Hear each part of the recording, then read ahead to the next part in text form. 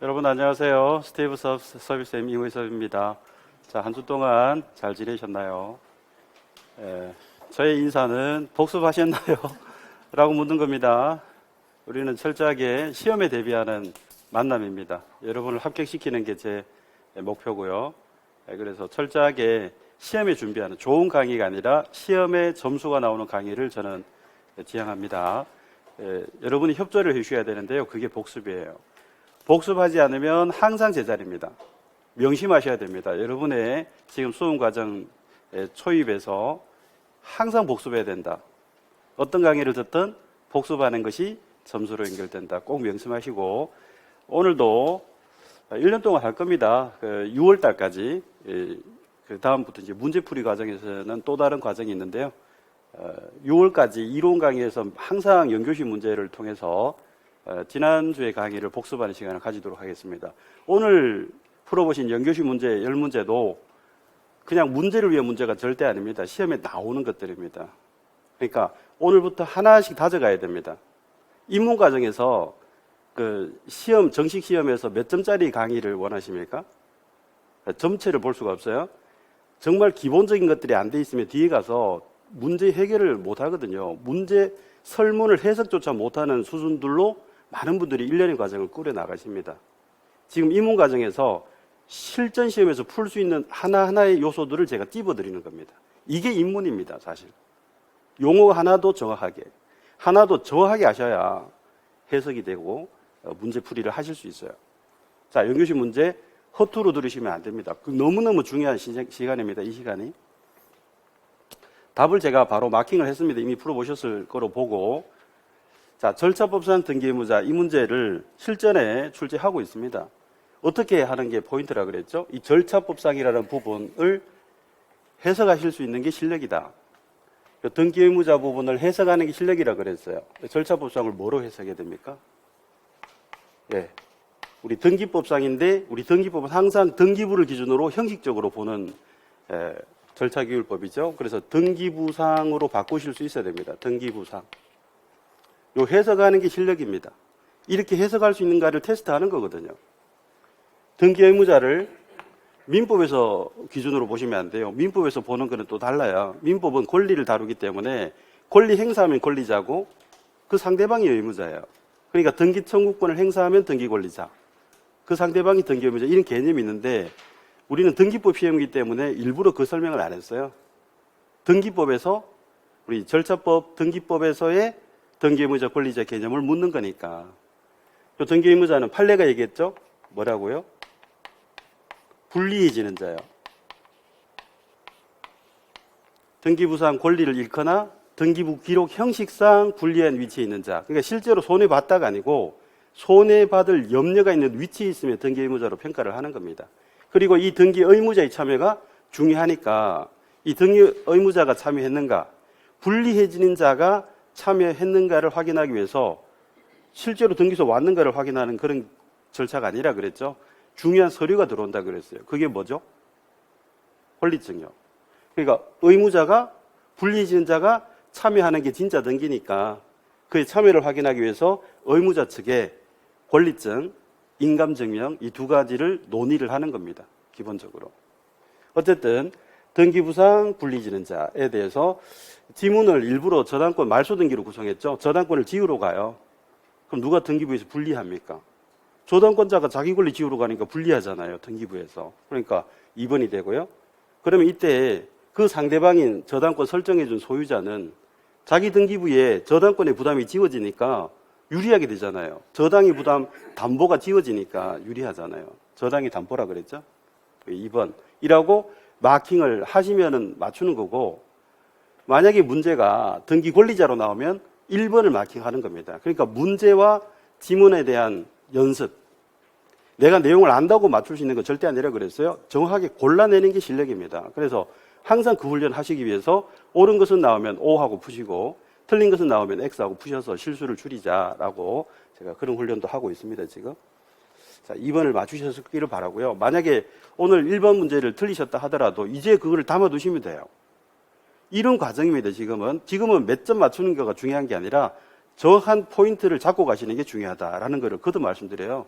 지금 10점 맞은 분이 110개 중에 1개 맞추셔서 10점 맞추신 분이 뒤에 당당히 합격하시는 그런 과정을 저는 밟으려고 하거든요. 그러니까 지금 다 맞췄다가 중요한 건 아니에요. 실전에서 중요한 겁니다. 실전에서. 자, 똑같이 일부러 구성을 해봤죠? 똑같이 보시면 돼요. 자, 이번에는 무슨 등기예요? 저당권 올리러 가요. 저당권 올리러 간다고. 그러면 아까 보신 저당권자가 올리러 가니까 유리해지니까 등기 권리자의 입장이 되는 것이고, 상대방의 소유자가 자기 부동산 위에 저당의 부담을 떠안으러 가니까 불리해지니까 등기 의무자가 된다. 그리고 1년 동안 등기 공부해도 이런 표현을 잘 매칭을 못 시키시는 분이 굉장히 많은데요. 미리 제가 말씀드릴게요. 여기 설정자가 이렇게 나오잖아요. 설정 또는 설정 등기 또는 설정자 이렇게 나오면 그 앞에 항상 소유권 아닌 권리만 나와야 돼요. 여기 소유권 설정자라는 거는 말이 없어요. 소유권 아닌 지상권 설정자, 지역권 설정자, 전세권 설정자, 임차권 설정자 이렇게 소유권 아닌 권리만 나온다고요. 그리고 그 소유권 아닌 권리 나오고 설정 등기, 설정자가 나오면 그 자는 소유자입니다. 미리 알아두세요. 이거 앞만 읽어도 이거를 해석을 못 하시니까 문제가 좀 쉽게 안 풀리는 경향이 많거든요. 소유권 아닌 권리 나오고 설정자 나오면요. 소유자입니다. 소유자. 이게. 그러니까 소유자가 소유권 아닌 권리를 설정해 준다는 뜻이죠. 기본적으로. 근데 만약에 이 설정에 대해서 나중에 이제 심화이론 정규 과정으로 가서 저하고 이제 공부를 하실 때 이 설정의 틀을 이제 공부하실 될 겁니다. 그러면 그때는 이제 전체를 제가 다 보여드릴 텐데 일단은 요거 알아두세요. 소유권 아닌 권리 나오고 설정자가 나와요. 항상 여기 소유권이 나올 수가 없다고 이게.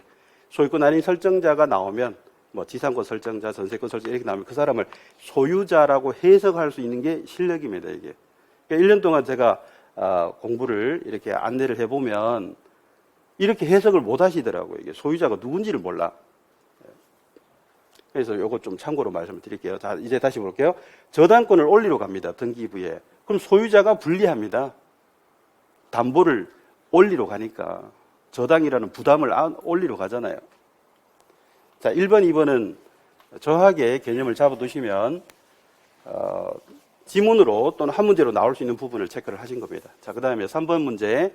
공동신청에 의한 등기신청에 해당하는 것은 해서 제가 일부러 지문을 이렇게 구성을 한 거예요. 상속등기와 유증등기가 비교되면서 출제가 된다 그랬죠. 그리고 유증등기가 출제가 잘 되는데 공동신청의 얘가 원칙입니다. 그죠? 단독신청은 예외적으로 상대방이 없거나 또는 진정성이 이미 확보된 경우의 케이스라면 굳이 공동으로 하라고 요구할 이유가 없는 거잖아요. 그래서 그런 단독 신청에 예외가 있는데 원칙은 공동이잖아요. 근데 그 공동 신청 중에 출제가 가장 많이 된 게 유증등기예요. 그 일부러 제가 유증등기를 구성했고 유증등기가 나올 때는 항상 상속등기하고 비교를 해요. 그러니까 이게 같이 공부를 하셔야 되는 거예요. 일부러 지문을 이렇게 구성한 거예요. 공동 그러면 유증 보이면 그냥 땡크입니다. 그냥 유증은 공동이라는 것밖에 없기 때문에 비교, 상속등기는 단독 신청밖에 없다. 지난주에 저하고 한 20-30번 공부를 했습니다. 이거 가지고. 상속등기 자체를, 유증등기 자체를 공부 안 했는데 그 단독 공동 공부하면서 이 부분 비교하는 것만 한 30번 했을 거예요. 근데 지금은 짤막하게 넘어가야 됩니다. 유증등기 하는 순간, 어떤 경우에도 공동신청뿐이다, 등기는. 상속등기 그러면 어떤 경우에도 단독신청뿐이다. 이렇게 이제 하시면 되겠죠. 유증등기. 여기서 하나 더 끌어낼 수 있어야 됩니다. 유증등기의 첫 번째 포인트, 유증등기가 시험에 잘 나왔기 때문에 5가지 포인트를 앞으로 제가 체크를 해드린다 그랬는데, 입문과정은 아니고요. 근데 5가지 출제되는 포인트를 아시면 되는데, 그 중에 첫 번째 포인트가 공동신청입니다. 그리고 같이 연결해야 되는 거. 공동신청이기 때문에 의무자 측에 권리증이 필요하다는 것. 그렇게 연결하셔야 돼요. 그럼 비교. 단독신청이면 의무자의 개념이 없어요. 어느 일방이기 때문에. 그래서 등기 의무자의 개념이 없으므로 의무자에게서 요구하는 권리증을 요하지 않는다. 이렇게 연결하셔야 돼요. 그리고 그러면 또 한마디 더 나오셔야 되죠. 단독 신청은 권리증을 안 쓴다는데 권리증을 단독 신청인데도 권리증을 쓰는 유일한 예외가 하나 생겼다. 문제가 터지는 바람에 예외를 하나 만들었다. 1991년 개정. 뭐죠? 승소한 등기 의무자라는 게 중요합니다. 승소한 등기 의무자의 판결에 의한 단독은 문제가 터지는 바람에 판결문 외에 의무자의 권리증도 들고 오는 걸로 이제 1991년에 개정해서 유일한 예외가 되었고 굉장히 출제가 많이 됐다 그랬죠. 연기를 꼭 해두세요. 자, 다시 정리하세요. 공동신청 그러면 이따 유증등기 나오면 그냥 땡큐입니다. 너무 간단하죠.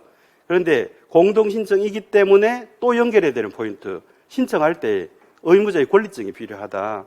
그런데 비교 단독신청은 그래서 의무자의 개념이 없으므로 등기권리증을 안 쓰지만 단독신청인데도 권리증을 쓰는 유일한 예외 승소한 등기 의무자의 판결등기 단독신청 이렇게 연결을 해두시면 됩니다. 정답은 2번이고요. 자, 단독신청에 대해서는 감각으로 절대로 푸시면 안 된다고 제가 신신당부드렸습니다. 대부분의 분들이 감각만 유지하다가 단독 같아 라고 하다가 지문 읽다가 다 틀려버려요. 함정이 걸리니까. 철저하게 암기를 통해서 깔끔하게 정리하고 넘어가셔야 이 부분에 대해서 단독, 공동, 권리증 문제 그리고 예외적인 경우까지 한꺼번에 정확한 정리가 됩니다. 이 암기에서 출발합니다. 우리 등기법 23조 2항부터 8항까지 그리고 저 뒤에 있는 촉탁과 수용까지 포함해서 외웠어요. 보상신, 표시판, 법인합병, 단독신청, 더하기, 촉수 이렇게 외우시라고 제가 강조를 드렸어요. 자, 그 중에 여기서는 뭐가 보였을까요? 표시가 보여야 됩니다. 여기는 표시 등기는 두 개라 그랬어요. 부동산 표시 변경 경정 등기, 등기 명의인 표시 변경 경정 등기. 어느 것이든 표시 등기고 표시 등기는 상대방의 개념이 없어요. 표시를 거치는 일방밖에 없어요. 이게 명의인 표시니까 그 해당 권리 등기 명의인이 단독으로 하는 겁니다. 전세권 등기에서 전세권자의 정보를 어떻게 바꾸느냐? 전세권자가 단독으로 해야 됩니다. 그리고 부동산 표시 변경 경정 등기 같으면 표제부니까 이 표제부를 건드릴 수 있는 신청하는 주체는 소유자밖에 없어요. 그 소유자가 표제부 신청하는 것밖에 없어요. 전세권자가 이 부동산의 표시를 바꾼다? 저당권자가 이 부동산의 사실관계를 바꾼다? 말도 안 되는 소리. 소유자가 바꿔야 돼요. 소유자 단독입니다. 소유자 단독. 어쨌든 표시라는 단어를 암기를 통해서 체크를 하실 수 있는 연습을 하시라는 겁니다. 보상신 표시하면서 이게 체크를 하셔야 된다고. 이게. 그리고 이게 좀 적응이 아직 안 된다 그러시면요. 이 문제지 옆에다가 적어두는 연습을 하셔야 돼요. 보상신, 표시판, 법인합병, 단독신청, 더하기, 촉수 이렇게 적고 손으로 짚어가면서 푸시면 확실하게 푸시는 연습이 되는 겁니다. 자, 그리고 2번을 잠깐 풀어보겠습니다. 2번은 전세권이 보이면 안 된다 그랬어요? 말자가 보여야 됩니다. 말소등기. 그래서 말소등기는 기본적으로 공동입니다. 그런데 예외적으로 단독으로 하는 경우가 있어요. 예외적으로 단독으로 하는 경우가. 그래서 그 부분은 이제 말소등기하고 가등기는 특별히 다룹니다. 말소등기와 가등기는 공동의 원칙이지만 예외적인 경우에 단독으로 하는 경우가 있고 단독으로 하는 그 예외 가지고 또 출제를 하는 거거든요. 말소등기하고 가등기에서 그때 공부하면 더 좋고 여기서는 논할 수가 없죠. 원래 공동이다. 예외적으로 단독은 규정돼 있다. 이렇게 공부하는 거니까. 단독을 기준으로 공부하고 있는 겁니다, 지금. 그러니까 공동이 원칙이라 이거는 공부 안 했던 거죠. 전세권을 보는 게 아니에요. 말소등기는 공동입니다. 그리고 주등기, 부기등기를 하면 이게 뭐예요? 말소등기는 권리 안 보고 언제나 주등기. 요거는요. 명자 보고 언제나 부기등기. 명약가의 부기등기, 보말표 주등기. 2주밖에 안 됐는데 또 가물가물 거리시면 안 됩니다. 그런데 그런 현상은 자연스러운 거예요. 에빙하우스인가 뭐 망각의 곡선 그래서 이렇게 쭉 떨어지잖아요. 한 2주만 지나도 뭐 훅 다 까먹어 버리는 게 정상입니다. 그러니까 그때마다 자꾸 되풀이해서 반복하시라고 제가 파일을 네이버 블로그에 올려둔 이유가 바로 거기에 있습니다. 수시로 폰에 넣고 보시라고. 그리고 오늘도 수업 자료를 이렇게 보시면 오늘 뭐 연교시 문제 말고요. 이 수업 자료를 받으셨는데 그 질문 게시판에 방문각 질문 게시판에 질의가 들어오셔서 답변을 드리면 제가 출력은 이게 더 일목요연하게 보기 좋다 해서 한 페이지에 6면을 한 페이지에 6면으로 출력을 하도록 하면 좀 더 뭐 보기 좋다 이렇게 하시는 분이 대부분이었는데 좀 어르신이 질문을 하셨어요. 그래서 너무 글씨가 작다. 나한테는 작다. 그래서 크게 하는 것도 볼 수 있도록 하달라 그래서 제가 페이지를 안내해 드렸는데 제 네이버 블로그에 오시면요. 인터넷에 그 네이버에다가 스티브 섭스라는 제 닉네임을 치시면 스티브 섭스 요거 치시면 이제 블로그 창으로 연결이 돼요. 그 블로그로 가셔서 출제맥이라는 항목이 들어가시면 이 파일이, 원본 파일이 다 있습니다. 그래서 그대로 출력하시면 굉장히 크게 보시니까 작게 인쇄하셔도 되고, 그는 인쇄창에서 하시는 거니까 그렇게 활용하시기를 좀 거듭 좀 말씀을 또 드릴게요. 그 부분을 아직 모르시는 분들이 있으셔서 제가 질문을 또 답변을 드립니다. 자, 5번 문제로 가볼까요? 등기를 신청할 때 등기 의무자의 권리에 관한 등기필 정보를 제공하는 게, 여기서 보시다시피요, 등기를 신청할 때 등기 권리증, 등기필 정보를 누가 제출하느냐? 의무자가 제출한다고요. 의무자의 참여를 확인하는 수단이죠. 아파트 지금 소유자의 권리증이 들어왔다, 인감증명이 들어왔다, 이 중요한 서류가 등기소에 들어왔다는 것은 매도인이 자기한테 불리해지는 등기인데도 이런 권리증과 인감증을 제출했다는 것은 진정한 등기라는 증거가 되니까요. 그렇게 확인하는 거예요. 자, 이게 문제를 바꿀 수 있나요? 이게 5번 문제가 등기의무자의 권리에 관한 등기필 정보를 제공하는 경우를 골라라, 다르게 하면 공동신청을 고르거나, 또 하나 두 가지죠. 등기를 신청할 때 권리증 제공하는 경우는 첫째, 공동신청일 때 의무자가 제출하는 거고, 두 번째는요, 단독은 제출하지 않지만 유일한 예외가 하나 있었잖아요. 승소한 등기 의무자의 단독 신청, 그거 두 가지거든요. 그러니까 이 문제가 딱 나오는 순간 두 가지 그냥 떠올려야 됩니다. 첫째, 공동신청을 찾아라는 문제구나. 근데 공동신청이 없다면 단독 중에서 권리증 쓰는 유일한 예외가 하나 있었으니까 그거요. 승소한 등기 의무자까지만 적을게요. 여기 소송이니까 당연히 판결까지 간 거고, 판결 등기 단독이니까. 그래서 승소한 등기 의무자 판결에 의한 단독은 단독인데도 권리증을 쓰는 유일한 예외가 되어서 딱 두 가지인데요. 이건 제가 정리한 게 아니고 우리 부동산 등기 규칙에 보면 등기 신청할 때 권리증을 쓰는 경우는 두 가지에 하나다라고 명문으로 되어 있습니다. 규정에 명문으로 되어 있다고요. 제가 정리한 거 아닙니다. 명문으로. 둘 중에 하나 고르죠. 그런데 이 둘 중에 하나를 찾으시면 되는데, 일단 승소한 등기 의무자가 없으니까 공동을 찾아라는 거잖아요. 공동에서 가장 많이 등장한 얘가 유증등기라 그랬잖아요. 자, 이제 다시 볼게요. 3번 문제하고 비교해 보세요. 그냥 허투루 문제를 만든 게 아니에요. 실전적으로 만든 거예요. 3번 문제요. 공동 신청으로 유증등기를 체크하실 수도 있어야 되고, 공동이기 때문에 등기 신청할 때 뭐가 필요하냐? 권리증이 필요하다. 거기까지 5번하고 연결을 하셔야 됩니다. 3번과 5번 문제가 별개의 문제가 아니라는 걸 아셔야 돼요. 연결되는 문제. 어느 쪽이 출제됐는지는 아시겠죠? 3번이 출제됐을까요? 5번이 출제됐을까요? 다 출제됐으니까 보시라는 거예요. 다. 네. 그 다음에 6번 문제로 갈까요? 이제 등기 명의인 문제죠. 자, 이 문제를 보세요. 등기 신청의 당사자 등기, 이 용어를 몰라서 못 푸는 문제가 굉장히 많다. 수험생분들 중에. 그래서 여기 신청의 요거를 생략하기도 하기 때문에 용어에 좀 주의하시고, 등기 신청의 당사자 능력, 등기 당사자 능력 나와도 같은 말이고, 요거 다른 말로 하면 7번 문제 보여드렸어요. 등기 신청 적격. 8번 문제 보이죠? 등기 명의인. 같은 말입니다. 전부 다. 6번, 7번, 8번 세 가지가 다 출제됐거든요. 그러니까 다 하셔야 됩니다. 동의연지를 모르시는 분들이 많고, 특히 이 문제요. 6번에 이 등기 신청의 당사자 능력, 등기 당사자 능력, 이 용어의 뜻을 몰라서 못 푸시는 분들은 굉장히 많았습니다. 그래서 난이도가 상으로 형성되는데요. 그럴 거 없죠. 용어 정리하시면 되니까. 자, 등기부의 권리자로 올라갈 수 있는가에 대한 문제인데, 우리 시험에 대비해서 6가지 하시면 된다 그래서 6가지. 태조, 학교, 읍, 등, 본 안 된다고. 그 6가지 안 되고 나머지 다 된다 그러시면 돼요.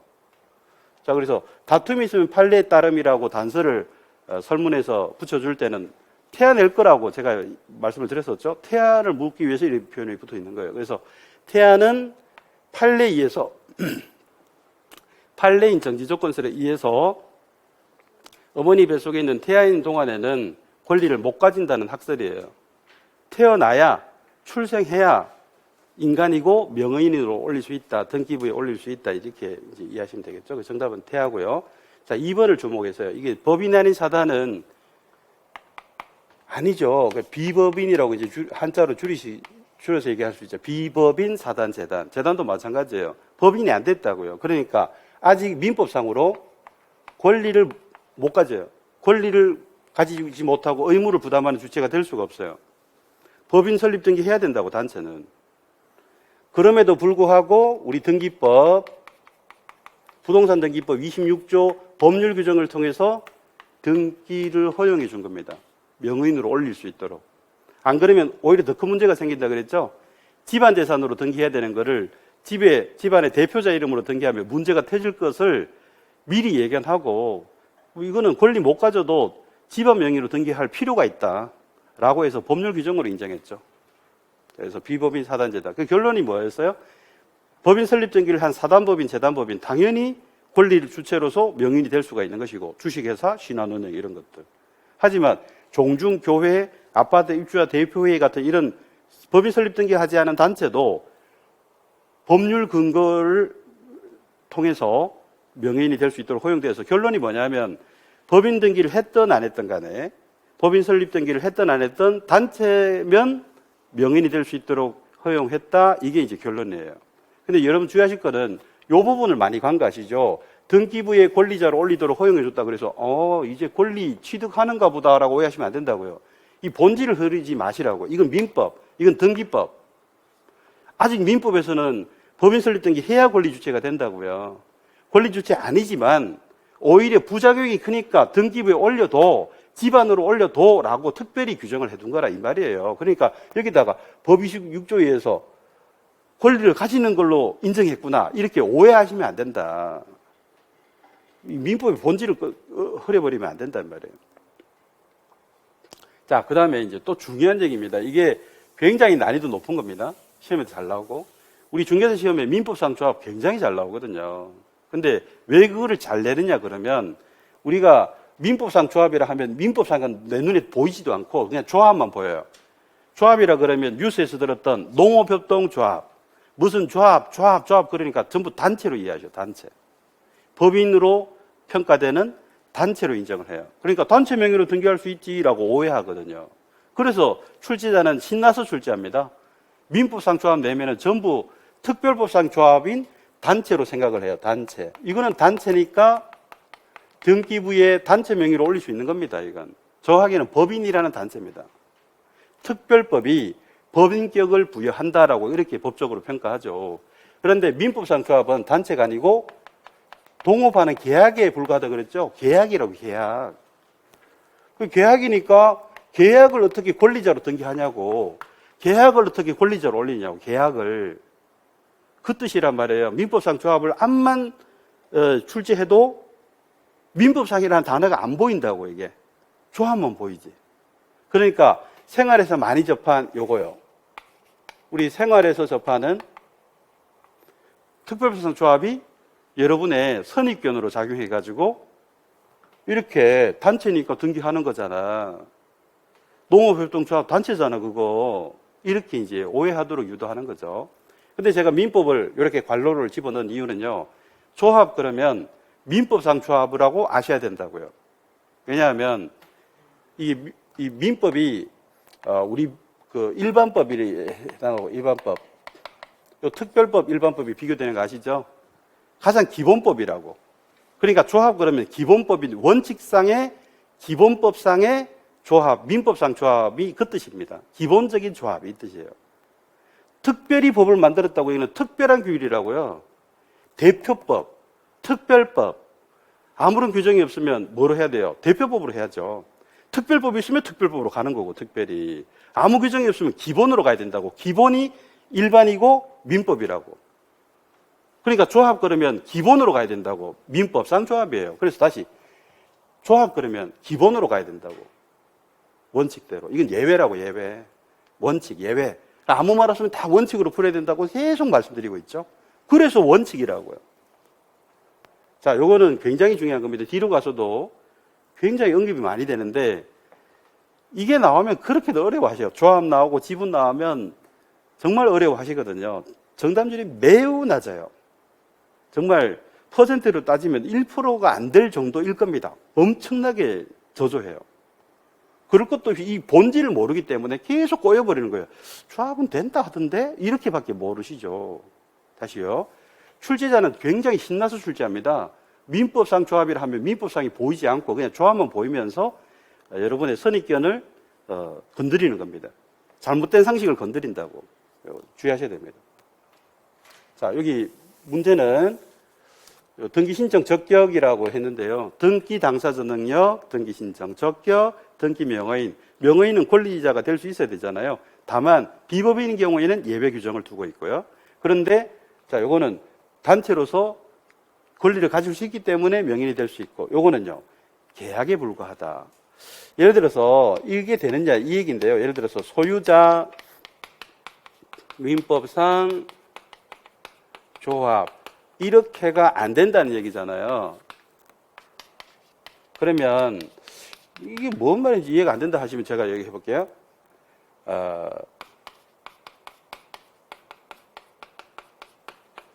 매매라 그러면 알아요. 매매 계약이라 그래야 알아요. 매매는 계약인 거 우리 다 알잖아요. 그러니까 우리 매매라는 말만 쓰죠. 자, 보세요. 이게 말이 되는지. 매매가 소유자래요. 말이 됩니까, 이게?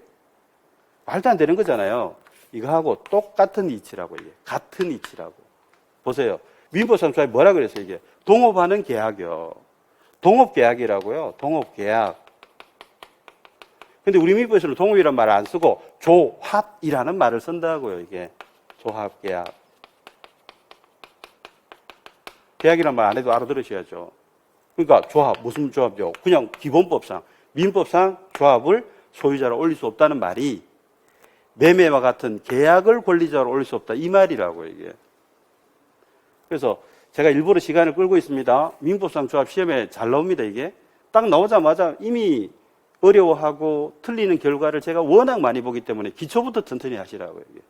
이게 잘못 쌓이면 뒤에 가서 다 이게 무너져 버려요. 사상 누각돼 버려요. 다시 민법상 조합 뜻을 모르니까 1년 동안 계속 틀린단 말이에요, 이게.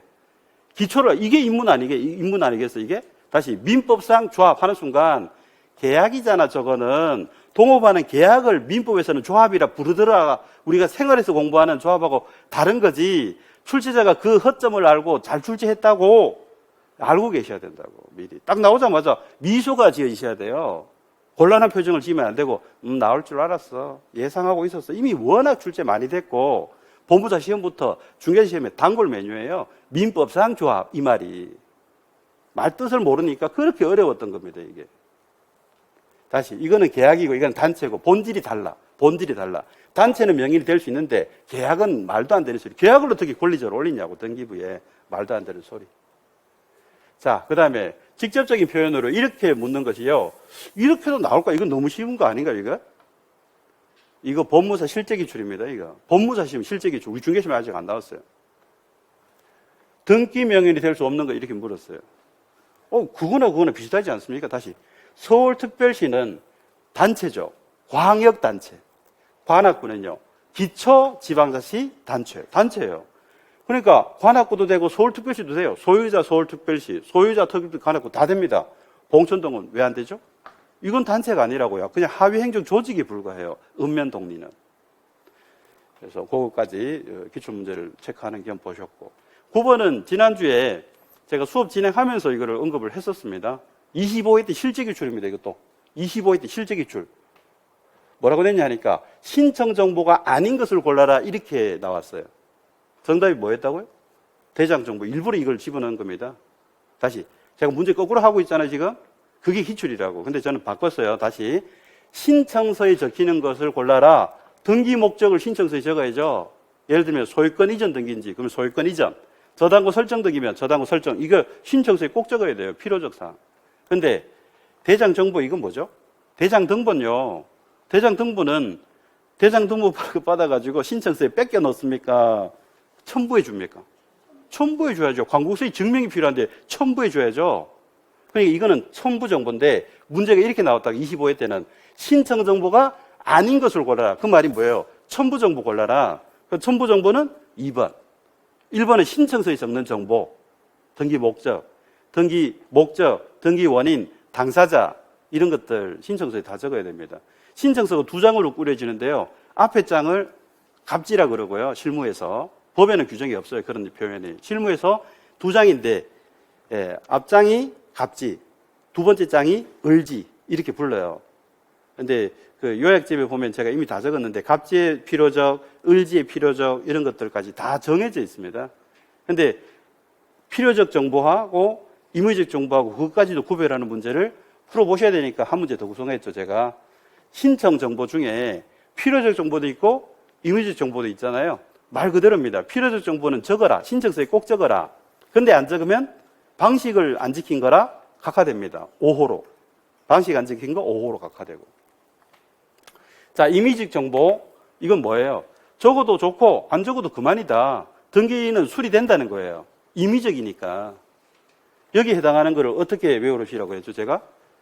존, 변약이지라고 외우시라고 했잖아요. 존속기간, 변제기, 약정, 이자, 지료. 그래서 어쨌든 이자는 임의적인 것 같지만 일부러 이거 틀리시라고 제가 낸 거예요. 틀리시라고. 그래서 틀리시고 확실하게 짚고 가시라고 지금부터.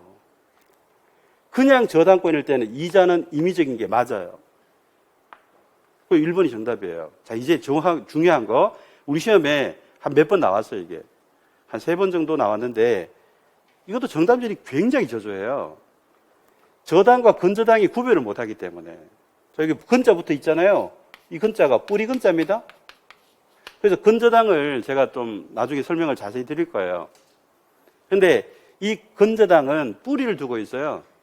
그래서 여기가 돈 빌려주는 피담보채권, 채권액이 있잖아요. 그럼 여기는 계속 거래하는 관계에서 그냥 뿌리를 두고 일시적으로 돈을 다 갚아도 그냥 저당 관계가 유지되도록 하자. 뿌리를 두고 유지되도록 하자. 그 얘기예요. 그래서 계속적인 거래 관계에서 이제 등장하는 겁니다. 근데 우리는 흔히 은행하고 일회성으로 거래하는 게 아니라 계속 거래하기 때문에요. 주로 근저당이죠. 근저당. 자, 그러면요. 이때 이자가 있느냐 없느냐에 대해서 이자는 근저당일 때 이자는 당연히 존재하죠. 자, 이자 없으면 무이자잖아요. 은행에서 돈 빌려줄 때 무이자로 빌려주는 곳이 있으면 저한테 소개 좀 해주세요. 저도 그런 데 한번 빌려보고 싶네요. 이자는 당연히 존재합니다. 아무리 없어도. 하지만 이거는 등기를 하지 않습니다. 근저당에서 이자는 등기 안 한다고. 그냥 저당에 이자는 등기하는데 임의적으로 등기할 수도 있고 안 할 수도 있어요. 등기 사항이 맞아요. 근데 이거는 등기 사항이 아니라는 거예요. 왜 그럴까요? 계속 거래한다 그랬죠? 그래서 그냥 채권액이 아니라 그 증감 변동하는 것을 다 담보하기 위해서 상한을 정해두거든요. 여기는 채권 최고액에 이게 들어가 있어요, 이게. 채권 그냥 액이 아니고요.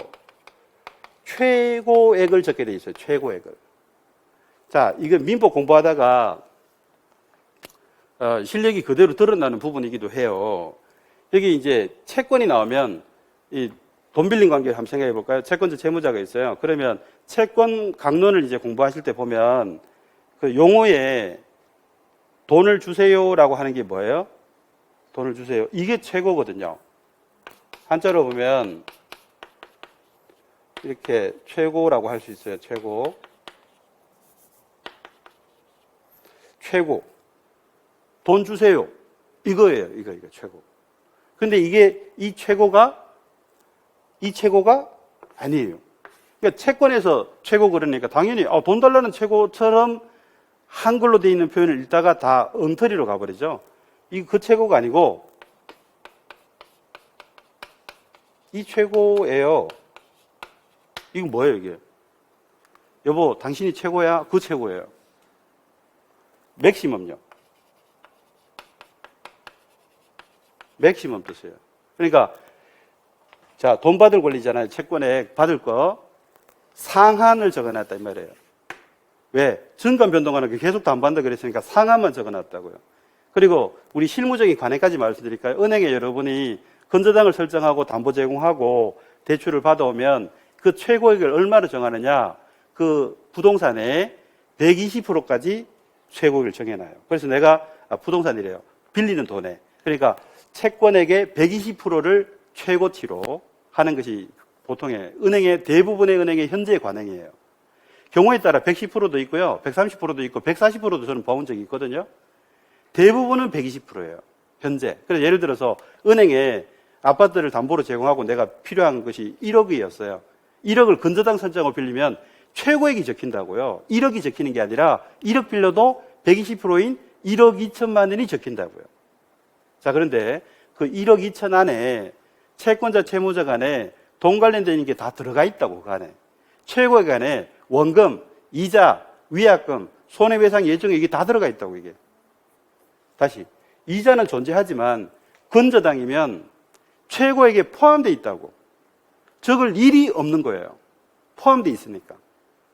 그거를 시험에 몇 번 냅니다. 이걸 비교하면서 내죠. 그래 많은 분들이 좋은 변약이지만 기억하다가 건저당권 이자, 임의적 이자나 하다가 다 틀려버린다. 그러니까 그냥 이자를 알아두는 건 의미가 없음. 두 개를 같이 알아두셔야 의미가 있단 말이에요. 이게 시험 공부예요. 내가 이자가 임의적이라는 걸 시험에 안 낸다고, 그 정도 쉽게는. 등기법은 시험 문제가 한 문제도 없어요. 그러니까 문제가 나오는 거를 미리 알고 대비를 해 두셔야 돼요. 다시 이자 그러면요. 그냥 이자는, 그냥 저당 이자는 임의적이지만 적어도 되고 안 적어도 되는 거지만 건저당에서 이자는 최고액에 포함되어 있기 때문에 등기사항이 아니지라고까지 해야 이자에 대해서는 우리 등기법에서 신청정보에서 이자는 이제 마무리가 될 수 있어요. 하나를 해도 나오는 걸 공부하셔야 된다고. 이자가 임의적이다 그렇게는 쉽게는 낸 적이 없으니까 이런 공부를 하셔야 되는 겁니다. 아마 제 생각에는 만점이 없을 거로 저는 생각이 되는데 만점을 받으셨다면 진짜 박수 받을 만큼 정말 너무 잘하신 건데요. 저는 많이 틀리신 분이 많기를 저는 바랍니다. 틀리실수록 나중에 확실하게 맞출 수 있는 가능성이 커진다고 볼 수 있죠. 물론 잘하시는 분은 제가 염려 안 해도 되지만 틀리시는 게 많을수록 이 강의가 정말 쓸모가 있을 겁니다. 점수 나오는데 도움이 될 테니까요. 자, 오늘은 또 연교시 문제 복습하는 것만 해도, 풀이하는 것만 해도 열강을 해버려서 36분이 지나가 버렸는데 충분히 나름 의미가 있는 것들이고 실전적인 준비를 하셨다고 보시면 될 것 같습니다. 쉬셨다가 정규 과정으로 들어가도록 할게요.